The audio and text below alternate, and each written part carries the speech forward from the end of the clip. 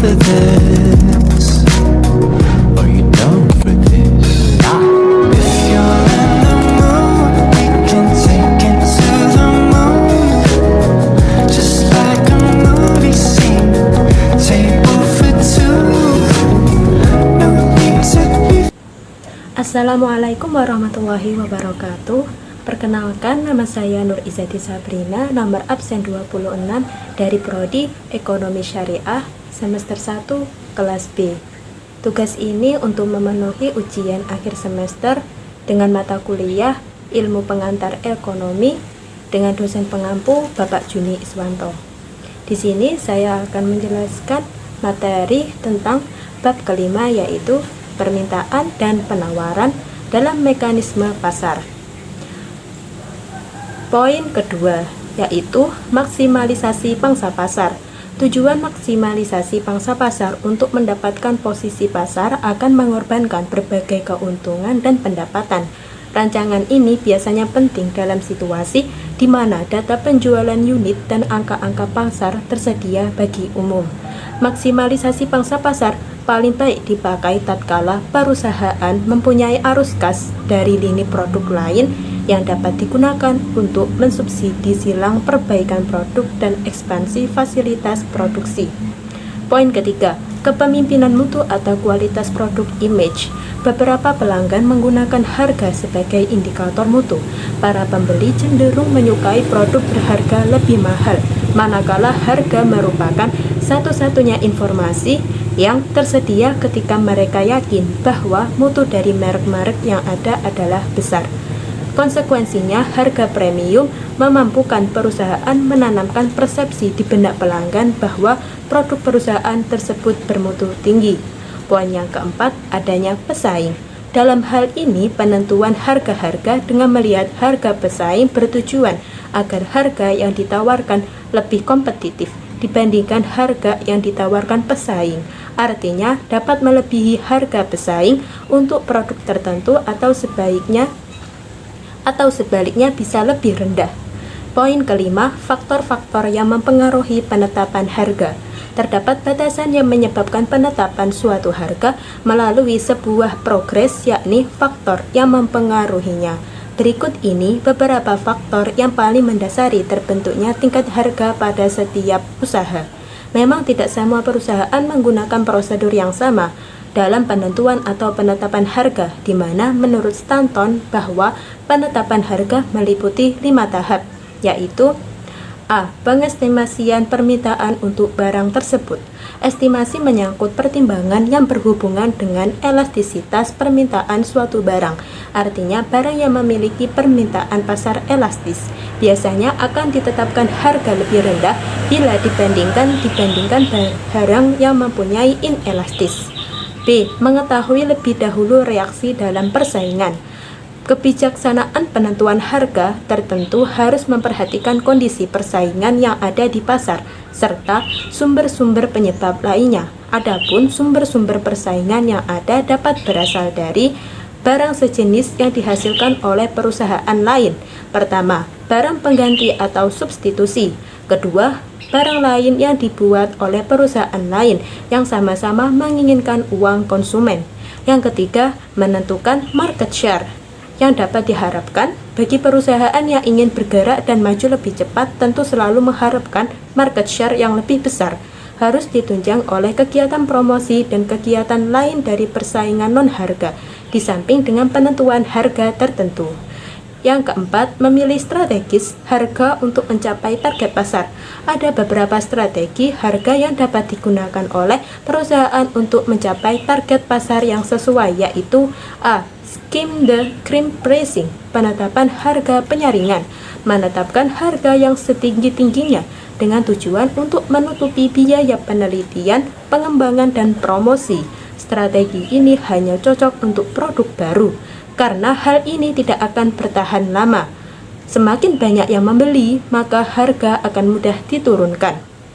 Yang ke poin B, penetration pricing, penetapan harga penetrasi. Strategi harga yang serendah-rendahnya untuk mencapai pasar-pasar massal secara cepat yang bertujuan untuk mencapai volume penjualan yang sebesar-besarnya dalam waktu yang relatif singkat.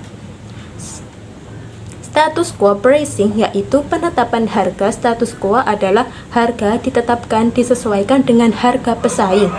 Poin kelima, mempertimbangkan politik pemasaran perusahaan, misalnya dengan melihat produk atau barang, sistem distribusi, dan program promosi. Poin yang keenam, faktor biaya. Struktur biaya perusahaan, biaya tetap dan variabel, merupakan faktor pokok yang menentukan batas bawah harga. Artinya, tingkat harga minimal harus dapat menutup biaya, setidaknya biaya variabel. Harga yang murah akan menyebabkan penurunan biaya rata-rata jika penurunan harga tersebut dapat dinaikkan volume penjualan secara signifikan. Ini dikarenakan karena peningkatan volume berdampak pada berkurangnya biaya tetap per unit. Biaya tetap overhead adalah biaya yang tidak bervariasi dengan produksi atau penjualan, misalnya gaji karyawan.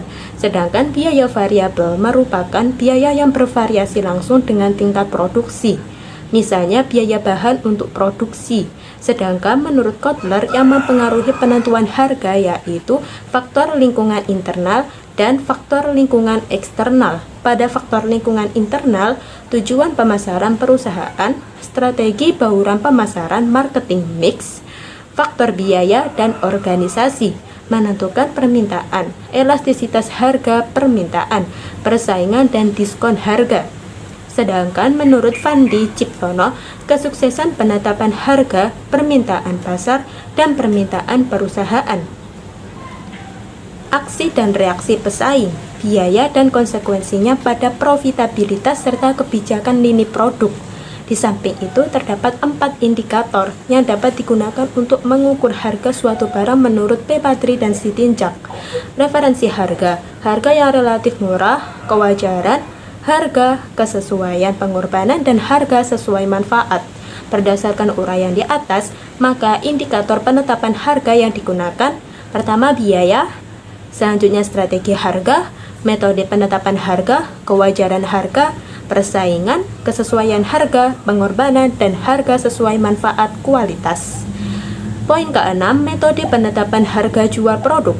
Penentuan harga menjadi hal yang sangat penting untuk diperhatikan, mengingat harga merupakan salah satu penyebab laku tidaknya produk yang ditawarkan. Salah dalam menentukan harga akan berakibat fatal terhadap produk yang ditawarkan dan berakibat tidak lakunya produk tersebut di pasar.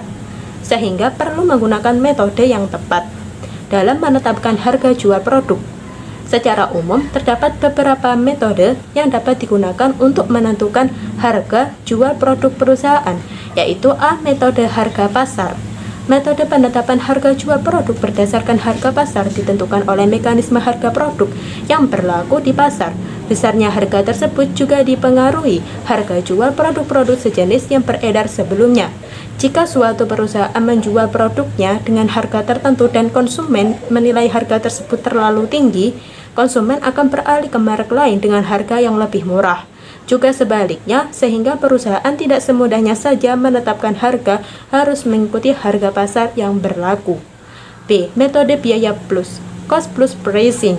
Metode penentuan harga jual produk dengan metode biaya plus didasarkan pada besarnya biaya yang dikeluarkan untuk produk tersebut, ditambah dengan suatu persentase tertentu dari biaya tersebut. Dengan rumus, cost plus pricing method sama dengan biaya total ditambah margin keuntungan sama dengan harga jual. Dengan mengaitkan harga terhadap biaya, penjual menyederhanakan tugas penetapan harga. Harga cenderung sama dan banyak orang merasa penetapan harga biaya plus lebih adil bagi pembeli maupun penjual. Penjual tidak memanfaatkan pembeli ketika permintaan pembeli menjadi tinggi dan penjual menghasilkan tingkat pengembalian investasi yang wajar. C. Metode margin kontribusi. Margin kontribusi adalah selisih antara harga jual dengan biaya variabel suatu produk. Berarti jika perusahaan merencanakan untuk menggunakan metode margin kontribusi, maka harga jual produk ditentukan dengan menjumlahkan seluruh biaya variabel yang dikeluarkan suatu perusahaan, ditambah dengan persentase tertentu sebagai margin kontribusi yang diinginkan perusahaan. D. Metode laba maksimal. Ada kalanya produk suatu perusahaan memiliki sifat yang sangat elastis, di mana perubahan harga jual dinaikkan maka volume penjualan akan langsung berkurang.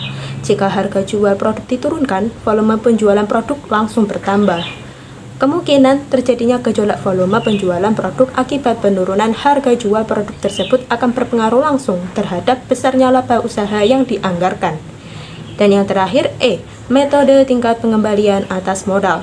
Terkadang perusahaan menetapkan terlebih dulu besarnya tingkat pengembalian atas modal yang ditanamkannya di dalam suatu bidang usaha sebagai dasar untuk menentukan harga jual produk yang dihasilkan perusahaan tersebut. Sekian penjelasan dari saya, kurang lebihnya saya mohon maaf. Wassalamualaikum warahmatullahi wabarakatuh.